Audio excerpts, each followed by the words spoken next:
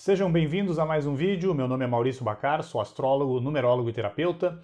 Nesse vídeo de hoje vou falar sobre a ideia de que se os animais possuem alma, se os animais têm algum tipo de consciência.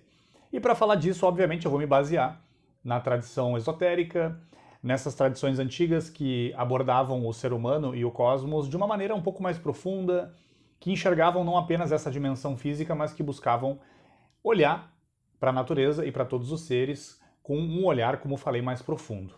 Então, quando nós olhamos, por exemplo, para a humanidade, muitas vezes a gente esquece de que, para além da humanidade, existem outros reinos, outras espécies, outros seres, que todos também estão evoluindo junto com a própria humanidade. Portanto, não só os animais, mas as plantas, as pedras e todos os seres que se manifestam em todos os planos do universo, todos eles teriam digamos assim, um lugar dentro desse esquema divino, um lugar dentro desse esquema de evolução. Por quê? Porque justamente todo o universo está vibrando, todos os seres estão vibrando, todos os átomos estariam vibrando, e se todos os átomos estão vibrando, de uma certa forma, tudo tem vida no universo. Mesmo aquilo que nós chamamos de um planeta morto, um ser vivo que agora morreu, na realidade tudo está vivo, de um ponto de vista de vibração, de um ponto de vista de consciência. A grande questão é não ficar buscando o que tem ou não tem consciência, se esse ser tem, se esse aqui não tem. A grande questão do esoterismo é, no fundo, o que de fato não teria consciência. Porque se nós pegarmos essa ideia de que tudo está vibrando, se tudo está vibrando, é porque tem um motor oculto por trás. E esse motor oculto, obviamente, as tradições chamam de consciência universal, chamam de o grande enigma, chamam dessa força motriz que move a tudo. Então, logo, a grande questão, a grande pergunta é o que não tem vida? O que de fato não tem consciência? Então a gente chega justamente nessa ideia dos animais que, no fundo, sim, também teriam uma consciência. Mas não uma consciência, digamos assim, similar à humana. Não ainda um nível de consciência similar, por exemplo, a um sol. O sol, o ser humano e os animais seriam coisas distintas. Porém, tudo manifestaria essa grande consciência cósmica, porém cada um no seu nível.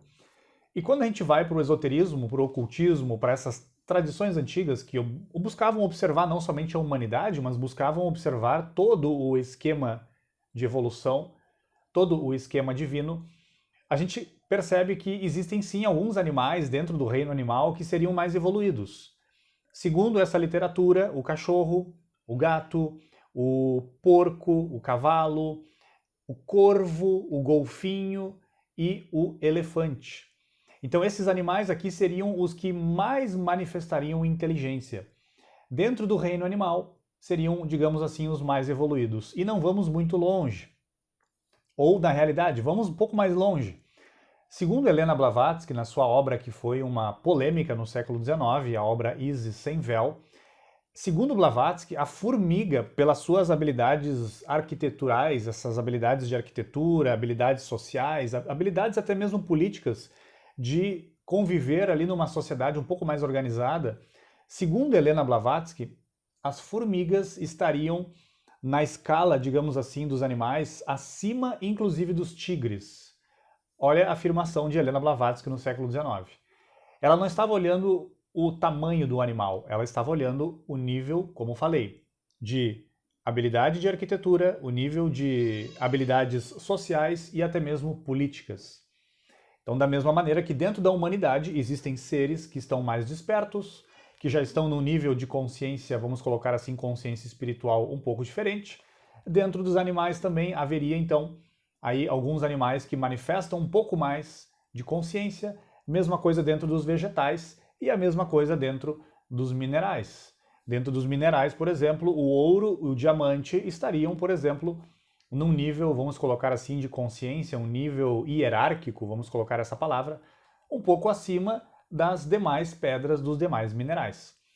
Então, como falei aqui, segundo o esoterismo, portanto, o cachorro, o gato, o cavalo, o porco, o polvo, o corvo, o golfinho e o elefante, junto aí com formigas também, seriam os que mais manifestam a inteligência.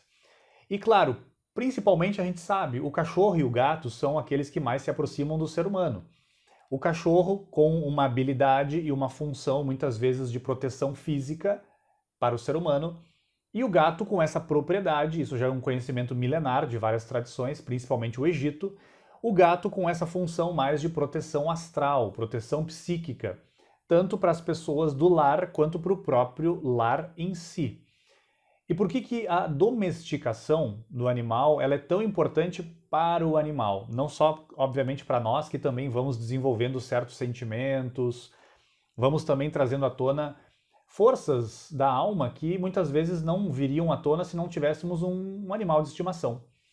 Mas o animal de estimação, quando ele se aproxima do ser humano, e claro, um ser humano que está disposto a educar esse animal e a não todo tempo castigá-lo e, digamos assim, deixar ele passar fome e bater nele, né? Estou falando aqui de seres humanos conscientes que estão fazendo ali um trabalho de amorosidade e educação daquele animal. Os animais domésticos, nós estamos mais acostumados, claro, com o cachorro e com o gato, eles evoluiriam mais quando se aproximam e convivem mais conosco. Porque nessa escala, minerais, vegetais, animais, seres humanos, nós seríamos esse primeiro degrau acima da etapa animal.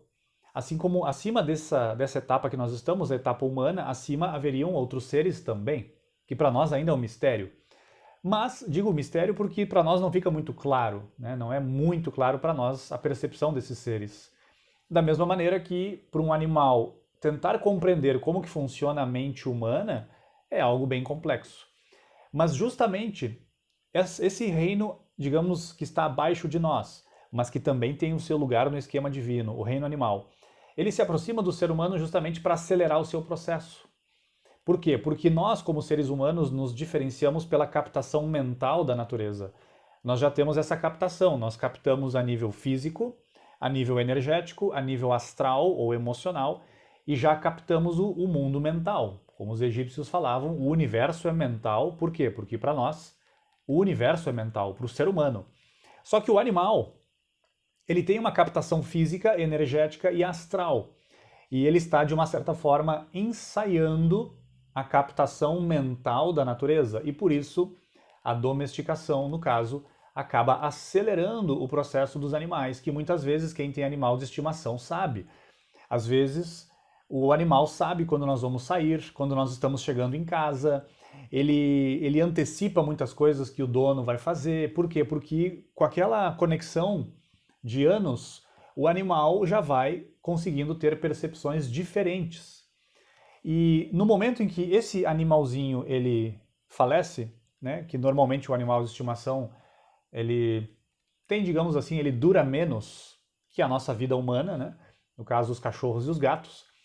A experiência daquele cachorrinho, daquele gato, ela não seria uma consciência individual ainda, como é a nossa experiência humana. Cada um de nós tem o seu livre-arbítrio, a sua consciência, mas todos nós estamos subindo em direção ao mesmo ponto. Os animais ainda não teriam, segundo o ponto de vista do esoterismo, não teriam ainda esse livre-arbítrio e essa consciência individual. Então toda a experiência que um animalzinho tem, aquilo ali contribui para a manada, contribui para o bando daquela espécie. De uma certa forma, nós como humanidade também. O que um ser humano avança em termos de evolução, em relação ao bem, em direção ao bem, é um avanço da humanidade toda, sem dúvida. Mas no caso dos animais, como falei, eles ainda não teriam, do ponto de vista dessas tradições antigas, esotéricas, o animal não teria ainda uma experiência única, individual, isolada. A experiência positiva de um gato, de um cachorro ou de outros animais acabaria contribuindo diretamente para aquela espécie e não seria a bagagem separada daquele animalzinho ao qual eu me refiro aqui, seja gato, seja cachorro ou outro que a gente possa usar. Então esse vídeo aqui é para falar sobre isso, para a gente tentar entender e sairmos um pouco do nosso egocentrismo de acharmos que tudo gira ao nosso redor e que tudo está funcionando no cosmos para a existência humana. Não. O ser humano é apenas um ser dentro do esquema do cosmos, do esquema do universo, mas nós temos essa responsabilidade de nos responsabilizarmos pelos animais, principalmente. Por quê? Porque estão nessa escala evolutiva logo abaixo de nós. Nós também, obviamente, temos uma responsabilidade pelos minerais e pelos vegetais também. mas o animal aqui que é a grande questão desse vídeo. Então busquei trazer essas reflexões, fruto aí das pesquisas, dos estudos, né, de tudo que já busquei nos últimos anos acerca desse tema. Então espero ter contribuído de uma certa forma para alguma reflexão profunda nesse sentido dessa relação com os animais. E, portanto, como sempre, deixe seu like caso você gostou desse vídeo, compartilhe com as pessoas que possam gostar desse conteúdo.